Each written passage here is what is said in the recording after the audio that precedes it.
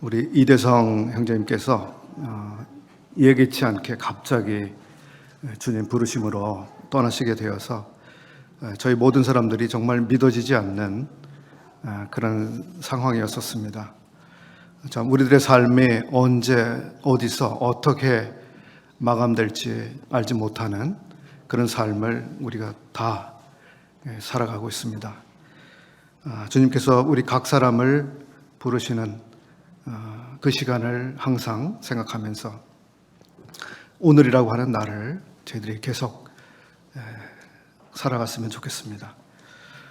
지난 한 주간 동안 우리 교회적으로 여러 일들이 있었습니다. 특별히 2층 강당에서는 그림 전시회도 하고 또 많은 구도자들을 모셔서 특별한 연주도 하고 또 복음도 전해드리고 사귀고 또 식사하는 이런 시간을 또 어제 가졌습니다.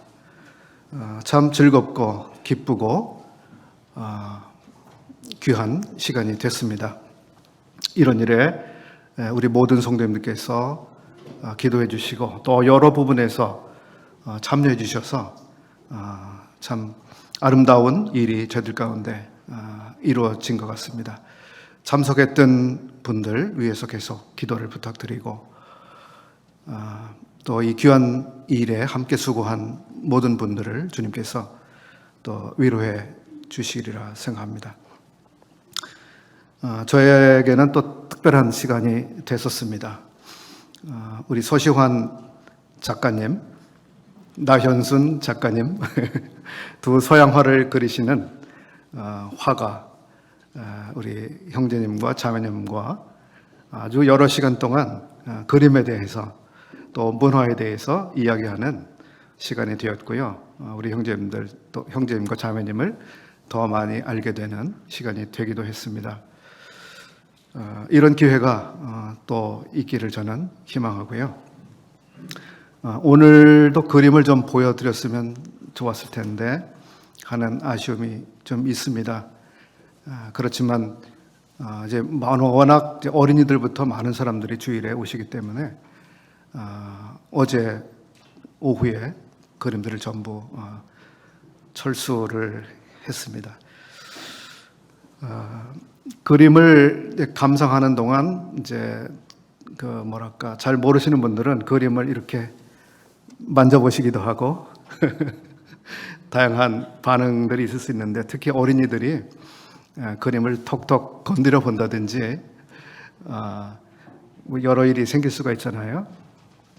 또 더 어린 아기들은 자기 색연필로 여기다 뭘 칙 그리고 갈 수도 있고 여러 일들이 생길 수 있습니다.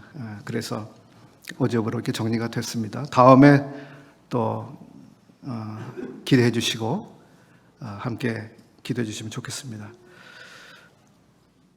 계절이 바뀌어가고 있는 그런 날들을 저희들이 지금 보내고 있습니다.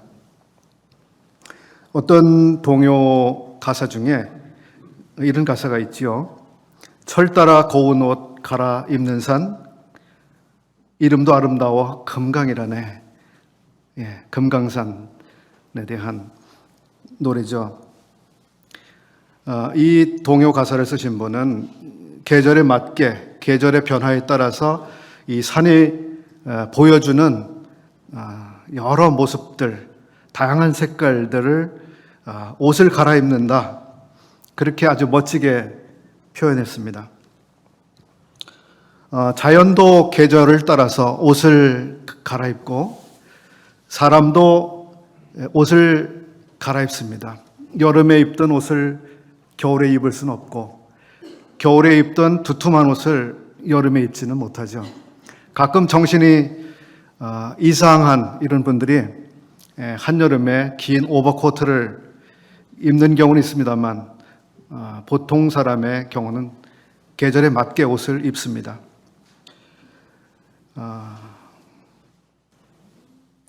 또 어떤 사람, 이제 우리 사람들의 경우는 보편적으로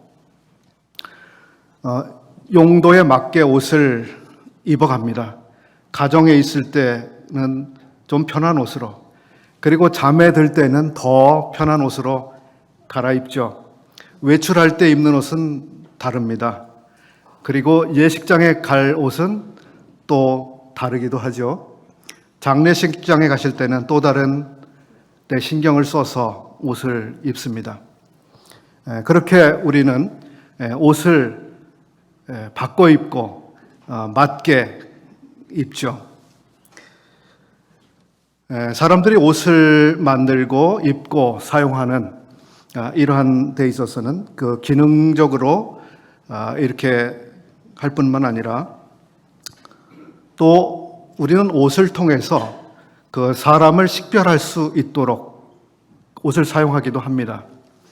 소방관은 소방관으로서 이 화재를 진압하거나 사람을 구조하는데 맞는 그런 옷을 입습니다. 군인들은 어떻습니까?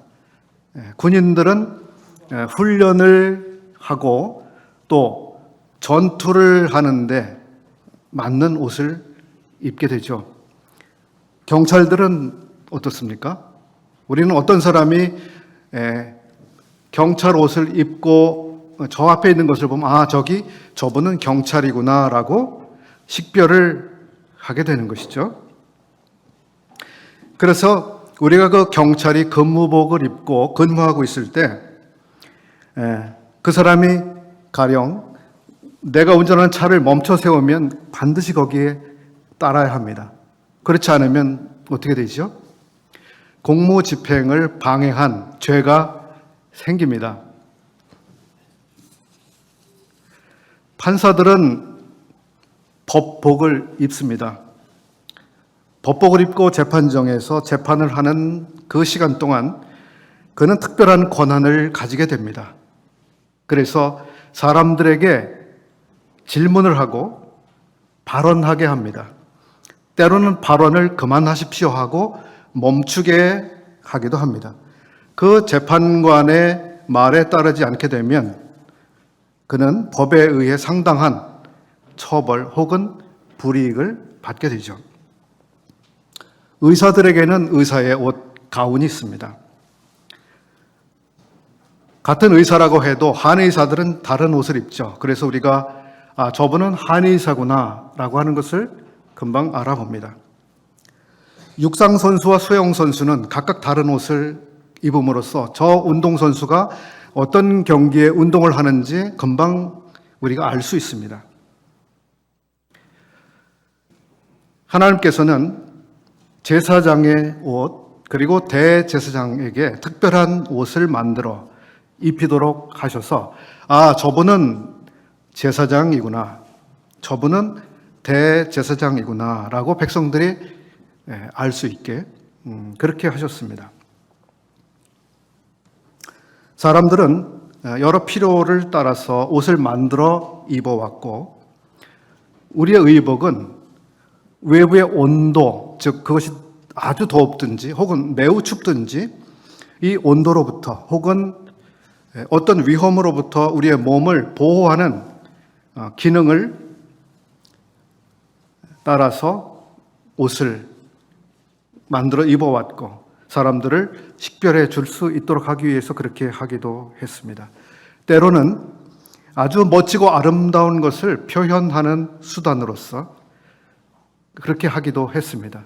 옷을 따뜻하기 위해서만 입진 않잖아요. 아주 멋진 옷을 우리가 입으려고 합니다. 오늘 이 시간에는 제가 이 성경 말씀에 나타난 옷의 역사,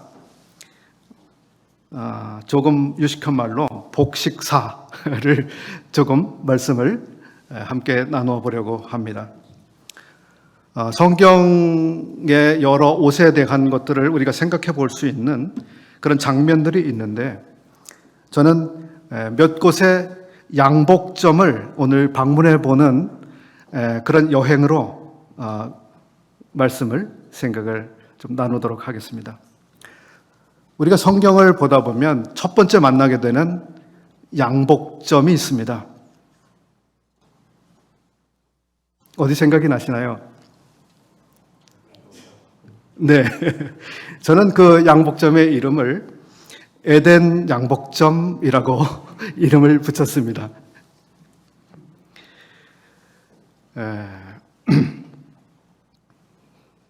사람들은 특별히 복식사를 연구하는, 학문적으로 패션을 연구해온 분들은 사람의 의복이 에덴 동산에서 시작됐다고 그렇게 기술을 합니다. 아담과 하와가 처음에 만들어 입었던 옷이 인류 패션의 기원이며 시작이다.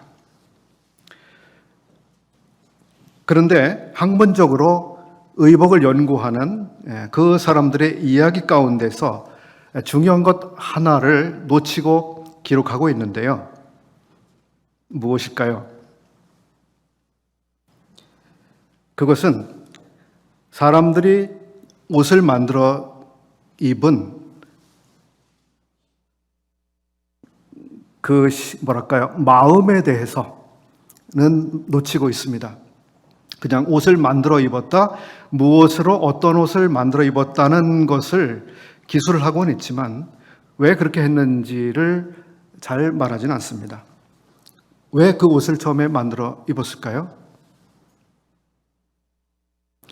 수치심을 스스로 가리는 도구로 만들어진 것이 인류 의복의 시작이었습니다.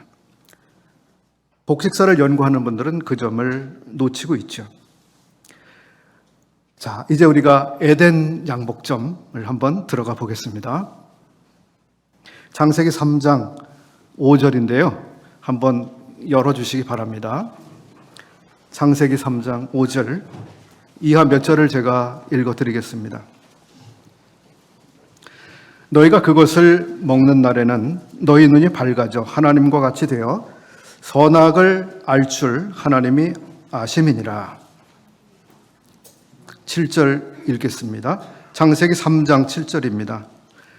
이에 그들의 눈이 밝아져 자기들이 벗은 줄을 알고 무화과 나무 잎을 엮어 치마로 삼았더라. 첫 번째 만든 옷, 무엇을 또 만들었는지 우리가 알 수 있습니다. 옷의 출발은 몸을 따뜻하게 하기 위한 보온의 필요 때문에 만들어진 것이 아니었습니다. 혹은 짐승들의 사나운 발톱에서 우리의 피부를 상하지 않도록 보호하기 위해서 만든 옷도 아니죠. 혹은 직업이 무엇인지를 나타내 주기 위해서 만든 옷도 아니었습니다. 사람이 하나님 앞에서 느끼는 수치심, 그리고 사람이 다른 사람 앞에서 느끼는 그 수치심을 가리기 위해서 만들어졌습니다. 수치심이라고 하는 것은 죄라고 하는 것에서 파생되어 오는 심리적인 것들 가운데 하나죠. 수치심이 있다고 하는 것, 수치심을 느낀다고 하는 것은 죄와 관계를 갖고 있습니다. 성경은 사람이 수치심을 감추기 위해서 의복을 만들어 입었다는 사실을 기록해 주고 있을 뿐만 아니라 조금 더 내려가시면 하나님께서 사람들의 필요를 위해서 친히 의복을 만들어 입혀주셨다는 기록을 해주고 있습니다.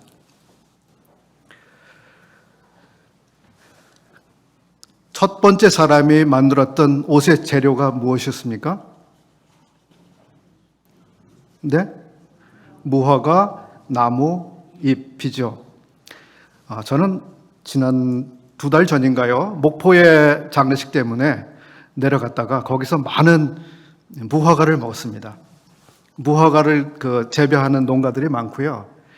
무화과 철이었습니다. 무화과를 정말 많이 먹었는데요. 그걸 먹으면서도 무화과 잎을 잘 생각을 못했어요. 무화과 나무까지도 보았지만 무화과 잎을 자세히 보지는 못했습니다. 좀 아쉬운 생각이 드는데요. 무화과 잎으로 옷을 만들었는데 어떤 옷을 만들었습니까? 네? 치마. 네, 영어 성경은 apron이라고 기록하고 있습니다. 하반신의 일부분을 가리는 옷이었죠. 그런데 그 옷이 오래 갈 수 있었을까요?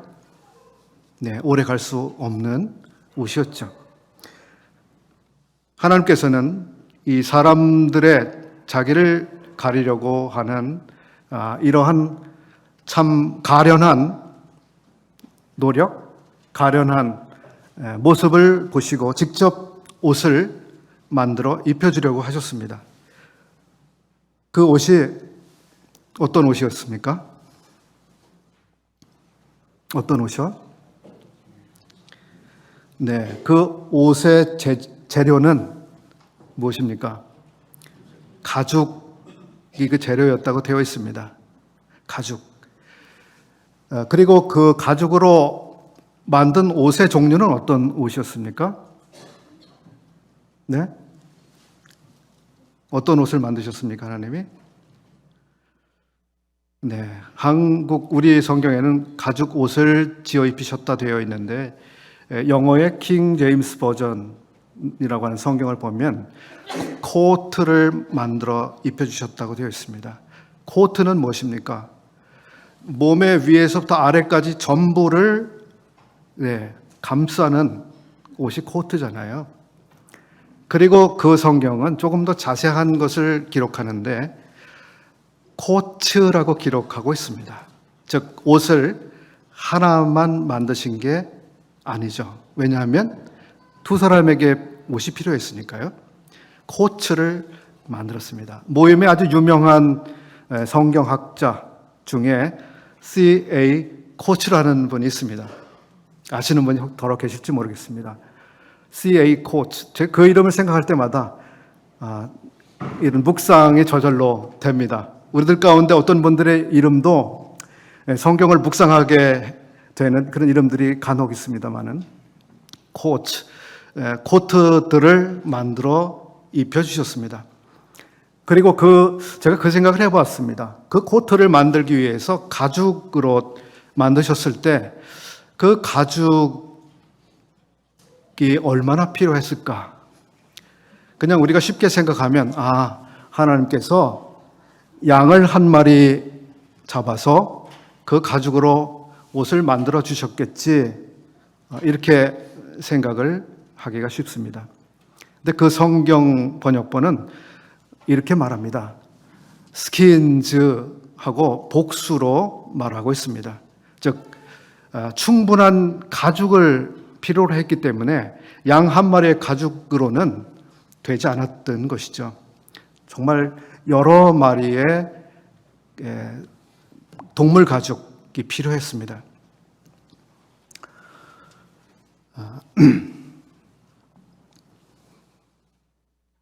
하나님께서는 그래서 우리의 유한하고 헛되고 가련한 자기를 가리려고 하는 이런 노력들을 보시면서 내가 사람들을 위해서 옷을 만들어 입혀주겠다고 생각하시고 가죽들을 구해서 또 코트들을 만드셨습니다. 그리고 어떻게 했죠? 자, 내가 만들었으니까 입어, 이렇게 되어 있나요? 그렇게 되어 있지 않죠. 입혀 주셨습니다. 저는 에덴 양복점에서 하나님께서 옷을 만드시는 그것을 약간 시각적으로 좀 영화처럼 생각을 해봅니다. 하나님께서 가죽을 가지고 아담과 그의 아내를 위해서 거기에 맞게 제단을 해서 가죽을 잘라서 제단을 하고 바느질을 하시는 하나님, 그 바느질을 하시면서 하나님이 무슨 생각을 하고 계셨을까? 나를 닮은 사람들, 저들을 위해서, 저들의 수치, 저들의 죄를 가려줄 그 옷을 하나님 만드시면서 내가 이 가죽의 바느질을 하면서 내가 만든 이 옷으로 내가 저들에게 입혀주리라. 저들의 수치를 가려주리라. 그런 마음으로 옷을 만드셨겠죠. 오늘날 사람들은 아담과 하와의 그런 모습을 대부분 따라갑니다. 즉, 자기의 죄의식, 죄책감을 스스로 해결하기 위한 헛된 노력들을 다양한 방식으로 하고 살아갑니다. 어떤 사람들은 자기의 그러한 헐벗고 빈약한 것을 가리기 위해서 자기가 대단한 것처럼 과장하는 그런 삶을 살아가기도 합니다. 제가 알고 있는 어떤 힙합 가수, 래퍼는 아주 불행한 어린 시절을 보냈습니다. 아주 분노가 마음에 가득 차인 어린 날을 보냈고요. 이 사람이 청년이 됐을 때 유명한 래퍼가 됐습니다. 그 사람이 출연할 때마다 몇 천만 원씩 출연료를 받고 그 사람은 100억대의 재산가가 됐습니다. 정말 성공한 사람이 됐죠. 그는 자기의 불행했던 어린 시절의 과거, 마음의 빈 공간을 어떻게든지 메꿔보려고 혹은 감춰보려고 그렇게 하려고 자기의 많은 돈을 들여서 금부치를 자기 몸에 걸칩니다. 팔에다, 목에다, 귀에다. 그 사람이 방송에 한번 나온 것을 제가 보았는데요. 금 목걸이를 했습니다. 그 금목걸이는 쇠사슬처럼 이렇게 손가락처럼 굵은 사슬을 만들어서 목에 걸 수 있는 금목걸이인데요. 무게가 얼마나 많이 나갈까요? 그리고 얼마나 값이 나가는 걸까요? 그는 그렇게 자기의 겉에 번쩍거리는 금을 두르고 어린 시절에 그런 것들을 뭔가 잊어보려 하고 그걸 사람들에게 보여주지 않으려고 하는 그런 모습을 제가 보았습니다. 정말 불쌍했어요. 저렇게 자기를 가리려고 하는 그런 모습이 너무 안쓰러워 보였습니다. 어떤 사람들은 또 다른 형태로 자기의 그러한 치부라고 할까요? 불행한 모습을 감추려고 합니다. 여호와 하나님이 아담과 그의 아내를 위하여 가죽옷을 지어 입히시니라. 하나님께서 우리를 위해서 우리가 요구하지도 않았죠. 어떻게 해야 가려질 수 있는지도 몰랐죠. 하나님이 친히 그렇게 해주셨습니다. 사람들의 필요를 아셨고 그 필요를 어떻게 해결해야 되는지 하나님은 아셨습니다. 그리고 그것을 친히 준비하셨습니다. 그리고 그걸 가지고 오셨습니다. 그리고 그것을 입혀주셨습니다. 하나님이 만드신 그 코트를 아담이 자기의 몸에 탁 걸치게 됐을 때 그 옷이 자기의 몸에 탁 이렇게 입혀질 때 무슨 느낌을 받았을까요? 참 편하다, 참 좋다 하면서 마음이 얼마나 안도했을까요? 좋았을까요? 성경에서 우리가 또 생각해 볼 수 있는, 방문해 볼 수 있는 양복점,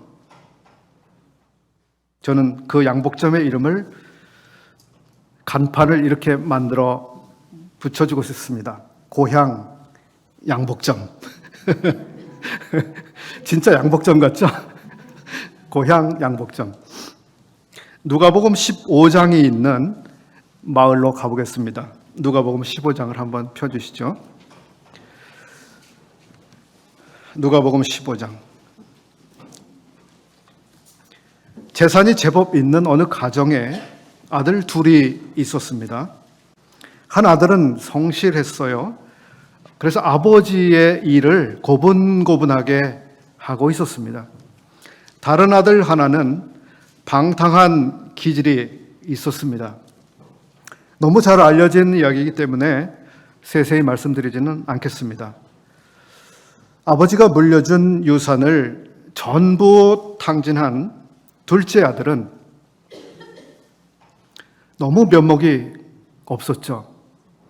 그래도 돌아갈 만한 곳은 아버지가 계시는 바로 그 집뿐이라고 생각했습니다.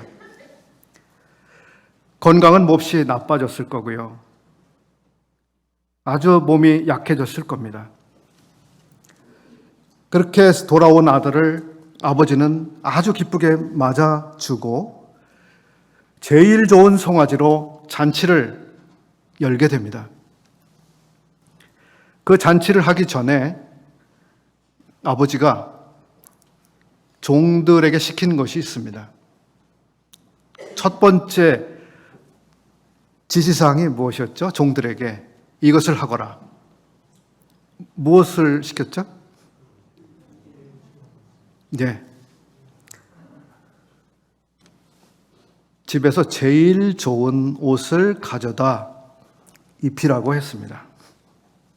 누가복음 15장 21절, 22절인데요. 한번 읽어보겠습니다. 아들이 이르되 아버지 내가 하늘과 아버지께 죄를 얻었사오니 지금부터는 아버지의 아들이라 일컬음을 감당하지 못하겠나이다. 하나 아버지는 종들에게 이르되 제일 좋은 옷을 내어다가 입히고 손에 가락지를 끼우고 발에 신을 신기라. 전신이 새롭게 되고 있습니다.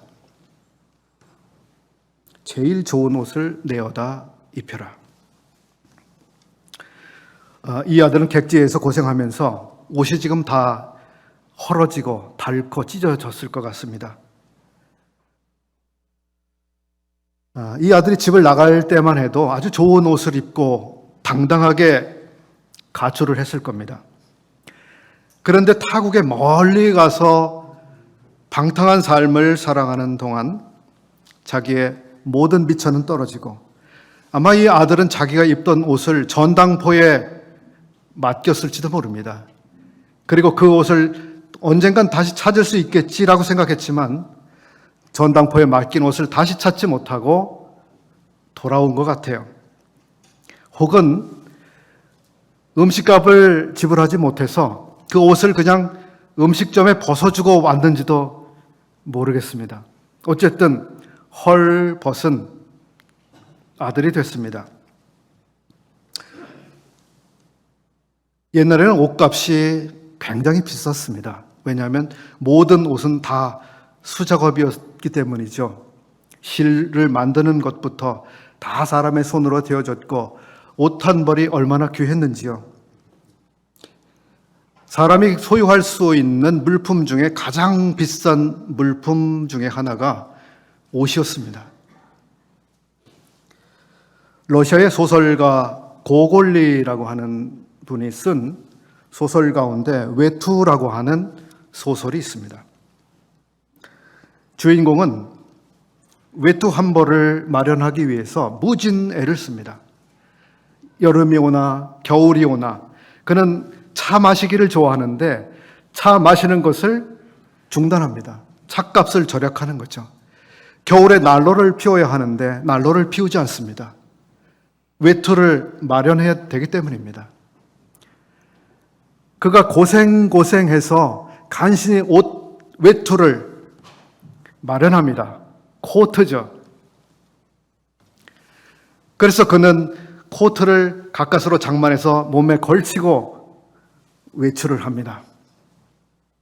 그런데 어떻게 됐을까요? 강도에게 옷을 뺏기고 맙니다. 말하자면 그는 자기의 전 재산을 잃은 셈이 됐습니다. 자기가 소유하고 있는 가장 값비싼 것을 잃어버렸습니다. 그래서 그 사람이 어떻게 했을까요? 자살을 하고 맙니다. 그렇게 옷은 값비싸고 귀한 것이었습니다. 누가복음에서 이 좋은 옷을 가져다 입힌다고 했을 때 그것은 매우 귀하고 값진 것이었다고 하는 사실을 우리가 생각해 보면 매우 다르게 이해되실 겁니다. 그리고 그 옷은 평상복을 말하는 단어가 아닙니다.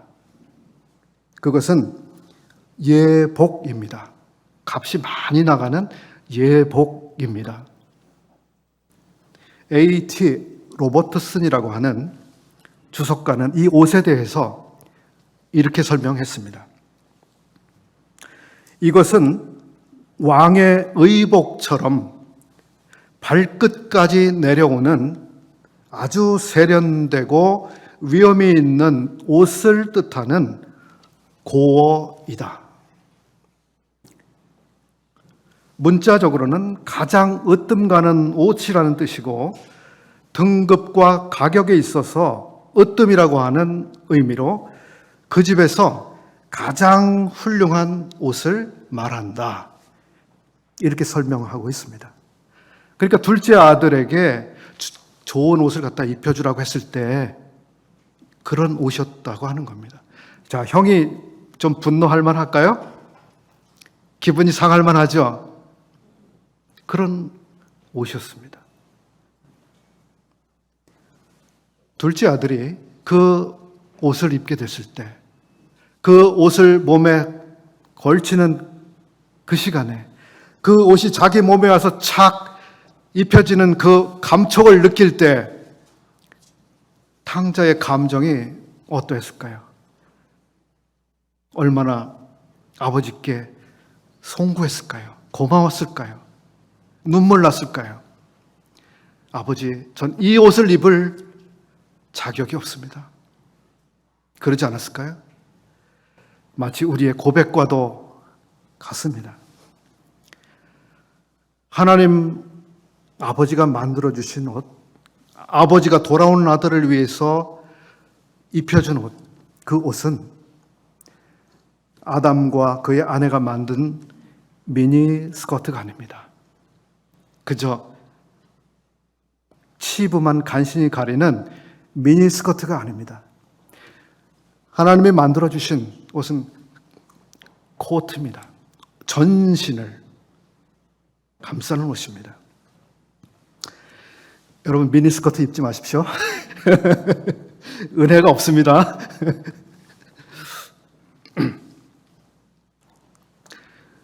우리가 그러합니다. 하나님 아버지 앞에서 우리가 얼마나 가련하고 헐벗은 자들입니까? 얼마나 정말 하나님 앞에 나가기에 송구스럽고 죄송한 그런 사람들이었습니까? 우리가 고향 양복점을 이제 떠나기 전에 한 가지 더 볼 수 있는 게 있습니다. 이 방탕한 삶을 살아온 아들이 아버지 집으로 가게 됐을 때 그 아들이 그 마음에 생각했던 것이 있습니다. 그리고 집에 돌아가서 아버지에게 했던 말이 있습니다. 17절과 18절인데요. 18절만 읽겠습니다. 내가 일어나 아버지께 가서 이르기를 아버지, 내가 하늘과 아버지께 죄를 지었습니다. 20절, 21절에도 실제로 그 아들이 그렇게 이야기를 하고 있죠. 21절, 아들이 이르되 아버지, 내가 하늘과 아버지께 죄를 지었사오니 지금부터는 아버지의 아들이라 일컬음을 감당하지 못하겠나이다. 둘째 아들의 양심에서 일어난 일, 그리고 그가 아버지께 고백한 말이 무엇입니까? 나는 죄를 지었습니다. 나는 죄를 지었습니다. 그는 분명히 아버지께 죄를 지었다는 것을 온 마음으로 느끼고 있었습니다. 자, 그런데 이 아들의 양심에서 일어나고 그가 고백한 말을 자세히 보시면 그가 아버지께 잘못했다라고 하는 그것만 가지고 있나요? 하늘과 아버지께 자기는 죄를 가지고 있다고 말하고 있습니다. 그 하나님께 어떤 잘못을 했죠? 나는 뭐 아버지에게 잘못한 건 인정할 수 있겠는데 하나님께 잘못한 거는 아닌 것 같은데? 혹시 그 아들이 그렇게 생각했다면 어떻게 됐을까요? 이 아들은 자기가 아버지께 잘못한 행위가 아버지에게만 잘못한 것이 아니라 하나님께도 잘못된 행위였다라고 하는 것을 마음으로 깨닫고 있었습니다. 사람들이 구원받는 일에 있어서 종종 실패하게 되는 이유가 바로 여기에 있습니다. 내가 누군가에게 잘못을 했고 피해를 줬고 손해를 입혔고 마음을 아프게 한 일이 있지만 거기까지만 생각하고 끝나죠. 자기의 누군가를 향한 그러한 행위들이 그 당사자에게 잘못된 것일 뿐만 아니라 바로 그것은 하나님께 잘못된 것이라고 하는 여기까지 생각을 못하기 때문에 구원받지 못하는 것이죠. 아들은 그것을 깨닫고 있었습니다. 난 아버지께 잘못했다. 그리고 그것은 아버지에게만 잘못한 것이 아니라 하나님께 잘못된 것이다. 우리가 구원을 받으면 죄가 사람에게 뿐만 아니라 그 잘못이 곧 하나님께 대한 죄라고 하는 인식이 있어야 합니다. 다윗이 쓴 유명한 회개 시가 있습니다. 시편 51편이죠. 거기 3절을 보게 되면 정말 이해가 잘 되지 않는 기록을 우리가 봅니다. 시편 51편 3절. 무릇 나는 내 죄과를 아오니 내 죄가 항상 내 앞에 있나이다. 4절. 내가 주께만 범죄하여 주의 목전에 악을 행하여 싸우니. 이 시는 언제 쓰여졌냐 하면 다윗이 남의 아내를 강제로 뺏어서 자기 아내를 삼고 원래 그 여자의 남편이었던 사람을 교살한 그런 끔찍한 범죄를 저지르고 나서 하나님 앞에 자기 죄를 인정하고 있는 그 내용이거든요. 그 내용 안에서 다윗은 말하고 있습니다. 나는 주께 범죄했습니다. 그런데 정확히 보십시오. 내가 주께만 범죄하여라고 써 있습니다. 전 너무 이해가 안 됐어요. 뻔뻔한 얘기 아닐까? 인간으로서 할 수 없는 그런 죄를 짓고 그래서 밧세바에게 그 여자에게 정말 미안하다, 잘못했다, 내가 죄를 지었다 그래야 되잖아요. 이미 세상을 떠난 그녀의 남편 우리아에 대해서도 정말 미안한 것을 표현해야 되잖아요. 이 시는 그것을 표현하고 있지 않아요. 왜 그럴까? 왜 이렇게 됐을까? 다윗이 왜 그렇게 하고 있을까? 내가 주께만 범죄하여. 다윗의 양심과 인식에는 그것이 있었던 것 같아요. 자기가 타인에 대한 어마어마한 죄를 지었지만 그러나 그 모든 죄는 하나님께 대한 죄라고 하는 것, 하나님 앞에서의 잘못이 더 본질적이라고 하는 그 생각을 그가 가지고 있었던 것입니다. 우리가 누군가에게 잘못하는 것, 죄를 짓는 것, 하나님 앞에서 하나님께 대한 죄입니다. 그래서 우리는 어떻게 합니까? 당사자에게도 물론 사과해야죠. 그리고 하나님께 우리 죄를 자백해야 합니다.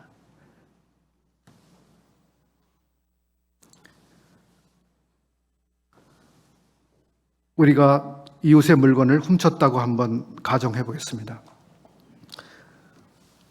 이웃의 물건을 훔치면 죄인가요, 아닌가요? 죄죠. 그게 왜 죄가 되죠? 왜 죄가 되죠? 어떤 사람의 권리, 어떤 사람이 소유하고 있는 그것, 권리를 우리가 마음대로 훼손했기 때문이죠. 그리고 그것이 죄가 되는 것은 그 사람에게만 잘못되는 것이 아니라 하나님께도 죄가 되는데요. 왜 죄가 되나요? 그것이 죄가 되는 이유는 하나님께서 저 사람이 이것을 소유하도록 저 사람에게 준 것인데 이쪽에 있는 사람이 그것을 자기 마음대로 이쪽으로 가지고 와버린 거죠. 그래서 죄가 됩니다. 하나님이 누군가에게 주시고 누군가에게 주기로 결정하시고 하나님의 생각과 결정과 의지가 거기에 있었던 거예요. 그걸 인간인 내가 그거를 함부로 바꿔버리고 그걸 훼손한 거죠. 깨트린 겁니다. 그래서 그게 하나님께 죄가 됩니다. 우리가 살인하는 것이 왜 하나님께 죄가 됩니까? 하나님이 그 사람에게 주신 생명을 내가 마음대로 뺏었기 때문에 죄가 됩니다. 하나님이 주신 거예요. 내가 뺏어가는 거예요. 그건 하나님께 대한 나의 부당한 행동이 되는 거예요. 하나님의 결정, 하나님이 주신 것에 대해서 그걸 내가 깨트려 버리고 있는 거거든요. 물론 생명 자체는 귀한 거죠. 그래서 우리가 함부로 해서는 안 되지만 그게 죄가 되는 것은 하나님이 그에게 그 고귀한 것을 주셨는데 그걸 내가 가지고 와버렸기 때문에 하나님이 그 사람을 통해서 뭔가를 이루려고 하신 그 계획이 있었는데 그걸 내가 마음대로 중간에 멈춰버리게 만든 그 삶을 끊는다고 하는 것은 그런 거잖아요. 어떤 사람이 삶을 살아가는데 누군가 살인을 해요. 하나님은 죽은 그 사람에 대한 놀라운 계획을 이루어가고 계셨었던 거거든요. 그걸 내가 그 사람을 죽임으로 인해서 하나님의 계획을 망쳐버리고 차질을 빚고 엉망을 만드는 거예요. 죄죠.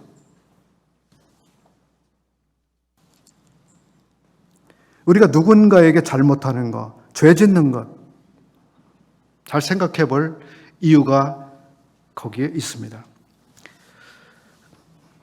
우리가 그림 전시회를 했는데요. 어떤 그림은 몇 달을 걸려서 그렸을 겁니다. 서영재님, 가장 오랜 기간 동안 작업한 그림은 얼마 동안 그리신 거죠? 네, 몇 년 동안 그려서 하나의 작품이 만들어지기도 하는 거예요. 얼마나 귀하겠습니까? 얼마나 마음이 거기에 다 담겨 있겠어요? 온 마음이 거기에 다 담겨 있을 거예요. 저 그림은 바로 나다. 이렇게 생각하지 않겠어요? 그런데 자, 몇 년 동안 그림을 잘 그려서 완성했습니다. 여기에 잘 이렇게 받쳐놨어요. 받침대를 해서 이젤에 올려놓았어요. 그리고 잘 보고 있습니다. 아, 마음에 든다. 정말 잘 그렸어. 누가 그렸는지 모르지만 흡족해 하고 있는데 갑자기 고양이 한 마리가 나타나서 그림을 탁 치고 지나갔습니다. 그림이 떨어졌습니다. 밑에서 뭔가에 부딪혀서 찢어졌어요. 물감통에 튀기면서 시커먼 물감이 확 묻어버렸어요. 어떻게 된 거죠? 그림을 그린 사람이 마음에 가지고 있던 것, 표현하고자 했던 것, 완성해낸 것, 온 마음이 담겨진 그것, 모든 열정과 노력이 다 담겨져 있던 그것이 망가지는 거죠. 그 그림을 다시 복원할 수 있을지는 저는 잘 모르겠습니다만 그런 겁니다. 하나님이 우리 한 사람 한 사람에 대해서 놀라운 걸작을 우리가 만들어 가고 계신다고 이해하고 있어요. 여기에 우리가 붓을 갖다 칠을 하면 어떻게 될까요? 우리 죄가 그런 것입니다. 우리가 전도하게 될 때 이런 점도 같이 말해주면 좋겠다는 생각합니다. 우리가 누군가에게 잘못하는 것, 죄를 짓는 것은 하나님의 마음에 어마어마한 충격과 상처와 아픔과 손해와 그런 것들을 만들어내는 것입니다. 자, 이제 우리의 양복점 여행에 또 다른 곳을 가보려고 하는데요. 이번 양복점의 이름은 신상만 취급하는 신상 양복점입니다. 신상 좋아하시죠? 예, 신상은 유행의 아주 최첨단이고요. 그리고 대부분 좀 비쌉니다.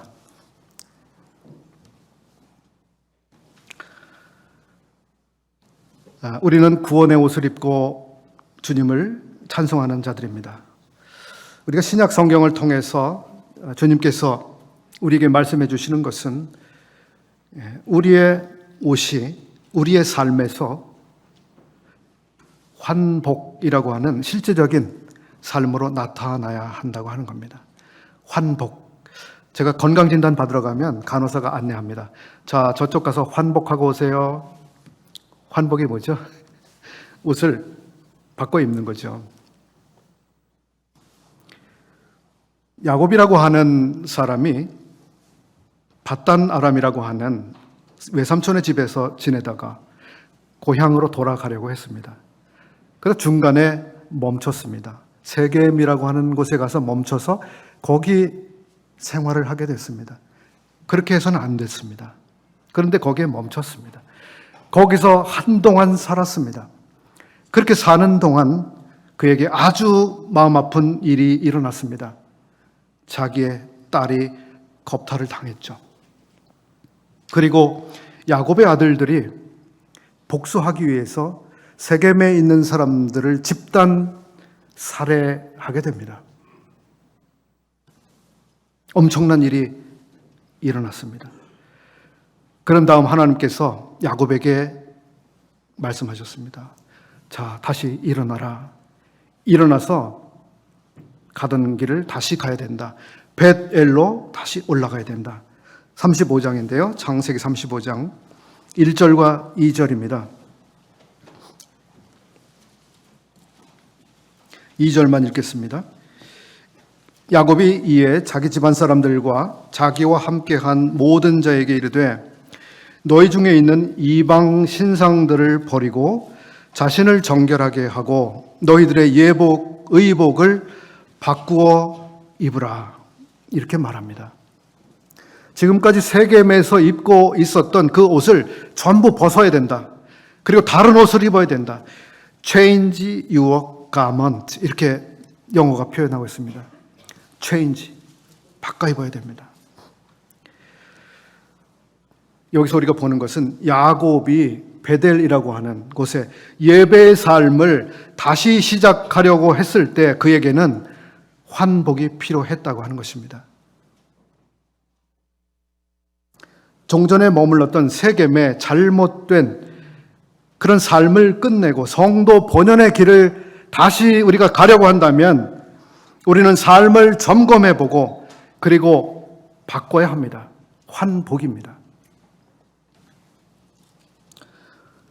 이런 가르침들이 신약의 여러 곳에 나타나고 있습니다. 로마서 13장 12절 말씀을 제가 읽어드리겠습니다. 밤이 깊고 낮이 가까웠으니 그러므로 우리가 어둠의 일을 벗고 빛의 갑옷을 입자.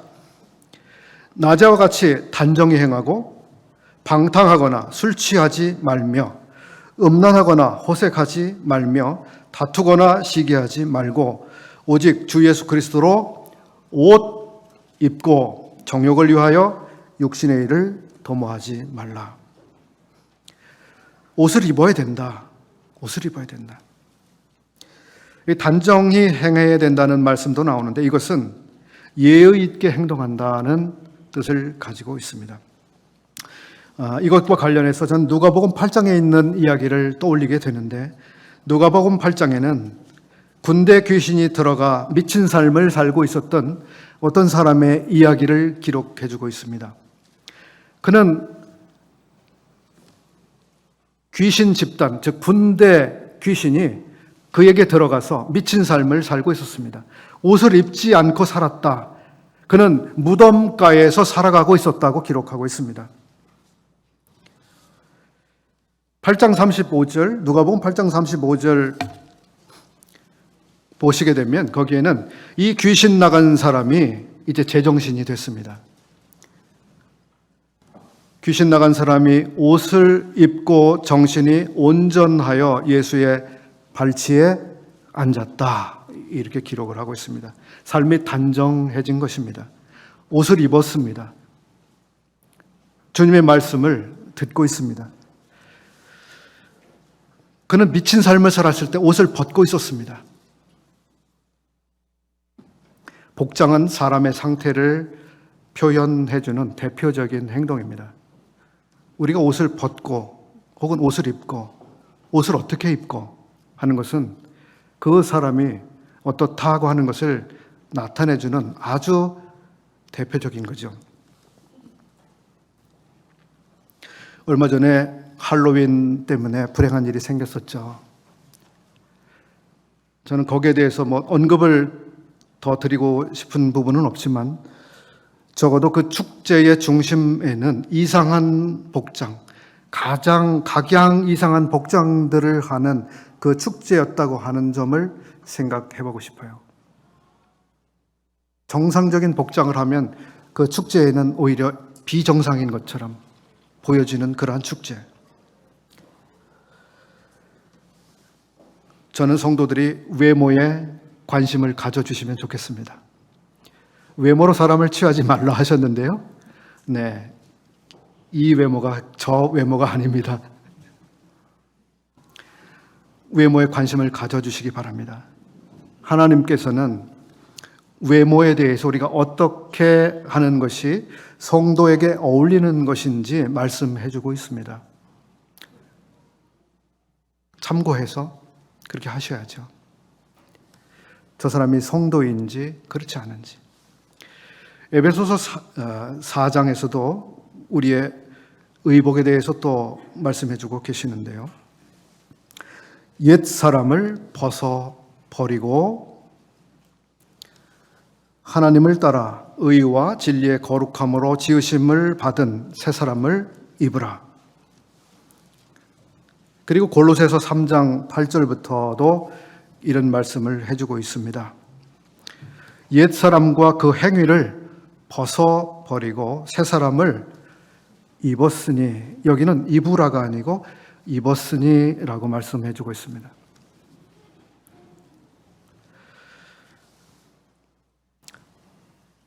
주님께서 기쁘시게 여길 만한 것들이 무엇인지, 어떤 행동이 그렇게 주님이 기뻐해 주실 만한 것인지 우리가 생각해야 한다는 것입니다. 마땅하지 않은 여러 종류의 행동들이 여기 나오고 있습니다.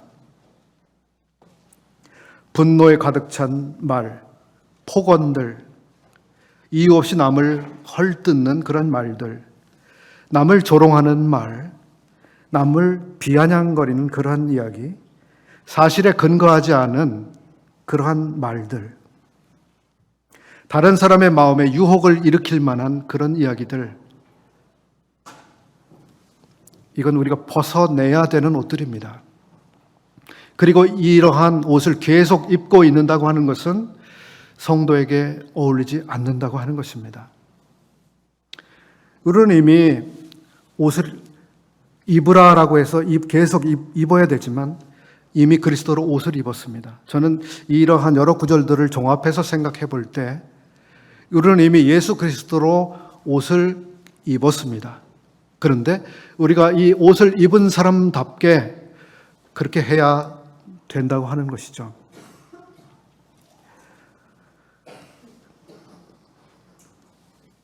노아라고 하는 사람이 있었죠. 그는 당대의 온전한 사람이었으며 하나님의 은혜를 입은 자였다고 기록해주고 있습니다. 노아 참 놀라운 분이죠. 100여 년 동안 순종해서 그런 삶을 살아갔습니다. 믿음의 사람이었습니다. 그 홍수가 끝난 다음에 어떻게 됐죠? 그가 술에 취했습니다. 그리고 어떻게 했죠? 옷을 벗은 상태로 잠들어 있었습니다. 옷을 계속 입고 있었어야 합니다. 성도는 성도의 옷을 벗으면 안 됩니다. 성도의 옷을 입은 채로 그렇게 살아가야 합니다. 라오디게아 교회에 있는 성도들이 그러했습니다. 하나님의 은혜를 입었죠. 교회입니다. 그런데 주님이 그 교회를 보셨을 때 어떠셨죠? 그들은 옷을 벗은 상태로 있다라고 보셨습니다. 그들에게는 성도답게 나타나는 그런 삶의 모습이 없었습니다. 성경의 소리가 마지막으로 보게 되는 양복점은 신데렐라 양복점입니다. 멋지죠? 신데렐라는 왕자님을 만납니다. 그리고 아주 멋진 결혼을 하게 됩니다. 그녀의 결혼식에는 그녀의 복장도 아주 멋졌을 겁니다. 우리가 어린 양의 신부가 돼서 그런 결혼을 하게 되겠죠. 아주 멋진 옷을 입습니다. 지금도 우리는 그리스도로 옷을 입었습니다만 하나님께서는 우리의 이 복장의 역사를 완성하실 그 계획을 가지고 있습니다. 복장의 완성, 패션의 완성. 어떤 구두 회사에서 패션의 완성, 패션은 구두에서 완성됩니다 하고 선전했는데요. 패션의 완성은 하나님이 하실 겁니다. 고린도전서 15장 49절에 이런 말씀이 있습니다. 우리가 흙 속에 속한 자의 형상을 입은 것 같이 또한 하늘에 속한 자의 형상을 입게 될 것이다. 보라, 내가 너에게 비밀을 말하노니 우리가 다 잠잘 것이 아니요 마지막 나팔의 순식간에 호련히 다 변화되리라. 하나님의 옷을 입혀주시는 것이 사람이 요구해서, 사람이 원해서 그렇게 된 것이 아니잖아요. 하나님이 필요를 보시고 준비해서 우리에게 와주신, 그리고 우리에게 옷을 입혀주신, 이게 옷의 역사입니다. 하나님이 우리에게 옷을 입혀주신 그 역사는 완성될 겁니다. 마지막으로 우리에게 옷을 입혀주시는 그 옷, 하나님이 자기를 사랑하는 자들을 위하여 예비하신 모든 것들은 눈으로 보지 못하고 귀로 듣지 못하고 사람의 마음으로 생각하지도 못하였다라고 기록한 곳이 있는데요. 이것은 우리를 위해서 예수 그리스도를 보내주신 그것을 말해 주는 것입니다만은 앞으로 우리의 생애의 미래에 대해서도 우리가 생각해 볼 수 있는 부분이라고 봅니다. 하나님이 우리를 위해서 생각하신 것들은 우리가 지금 생각하는 것을 훨씬 능가할 것입니다. 저는 가끔 주님 앞에서 그런 독백을 합니다. 혼자만의 소리죠. 뭐라고 독백을 하는지 아십니까? 주님은 지금까지 그렇게 해오셨습니다. 주님은 지금까지 늘 저의 기대 이상이셨습니다. 주님은 늘 저의 기대 이상이셨습니다.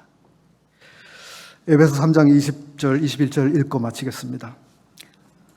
우리가 구하나 생각하는 모든 것에 더 넘치도록 능히 하시리에게 교회 안에서와 그리스도 예수 안에서 영광이 대대로 영원히 무궁하기를 원하노라. 아멘.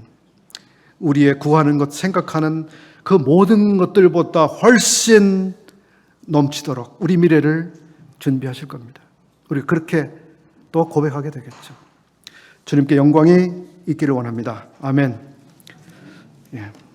들어주셔서 감사합니다.